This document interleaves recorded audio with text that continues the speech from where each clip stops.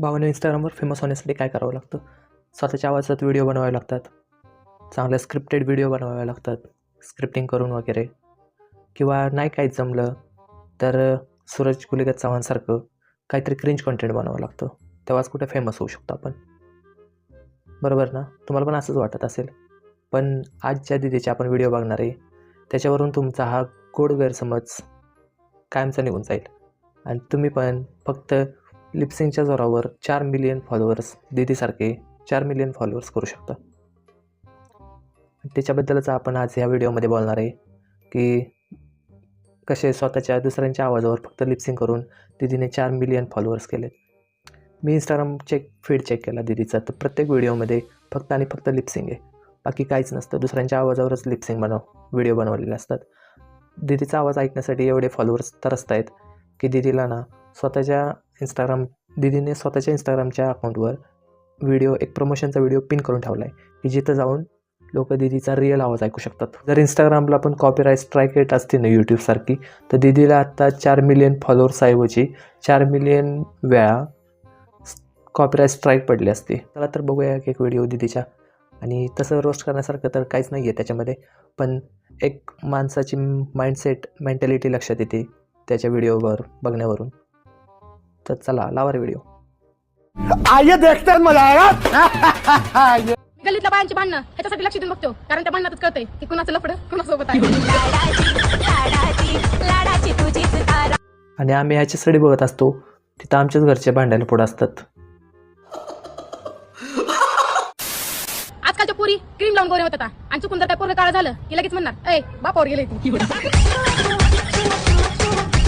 आणि बाप बुवार असेल तर कुणावर गेला असेल ते पण सांगायचं ना दीदी. कैसी अपमानजनक बातें कर रहा है लड़का, ये अश्लील है ये लोंडा.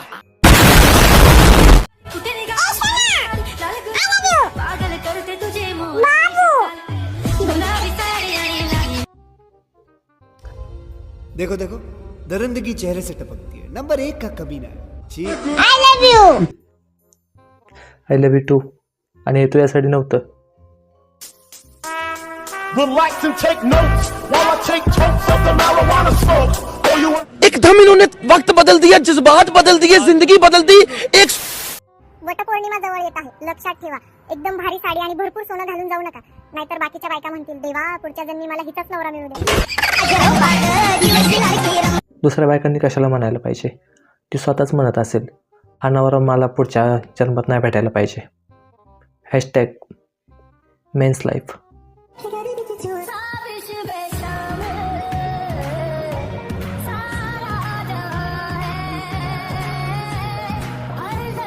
आणि हो, जरा आपल्या हिंदू धर्मावर हे जोक्स करणे बंद करा. आणि आपल्या हिंदू धर्मामध्ये जे पण सण असतात, जे पण काही असतं त्याला एक स्वतंत्र महत्त्व असतं. त्यामुळे असे वटपौर्णिमा किंवा अदर सणांवर जोक करणे बंद करा. याच्यामुळे आपल्याच सणाचे आपणच किती जोक्स उडवतोय, किती मस्करी करतोय हे पण समजून घ्या. कौन है ये लोग? कहां से आते हैं? हळूहळू जवळ येते कोणीतरी. हे प्रेम आहे का चुना लावते कोणीतरी. हे तू नाही देते, आम्ही मुलांनी म्हणलं पाहिजे, कारण मुली हळूहळू जवळ येतात आणि चुना लावून जातात, ते पण तंबाखू सकट. कुणाकुणाला एक्सपिरियन्स आला आहे त्या मुलांनी कमेंट करा खाली. लड़कियों का भी दिल टूटता है, पर वो कभी दारू नहीं पीती बेवड़ो. तुमको बस बहाना चाहिए पीने का.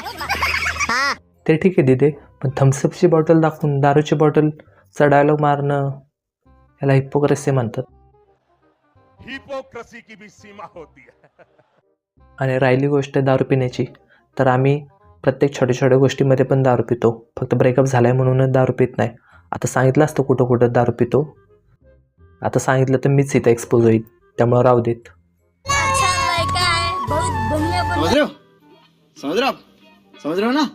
आम्ही अरेंज मॅरेज वाले आहोत. आमच्या नशिबात दुसऱ्यांचंच पिल्लू येणार आहे. अशा मानणाऱ्या मुलींचा कॉलेजमध्ये एक असतो, शाळेत एक असतो, घरी एक असतो, ऑफिसमध्ये एक असतो. बात तो सही है.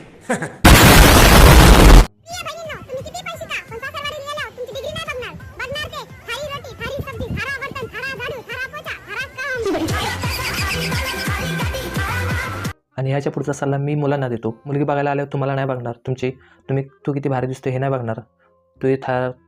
जसं तिने गाणं लावलं आहे ना, तुझा पैसा तुझी दौलत हेच बघणार आहे. हे पण सांगायचं होतं तिथे. अरे सुधरो रे, अभी तो सुधर जाओ. चला मित्रांनो, आजच्या व्हिडिओपुरतं एवढंच. आय होप तुम्हाला व्हिडिओ आवडला असेल तर व्हिडिओला लाईक करा, चॅनलला सबस्क्राईब करा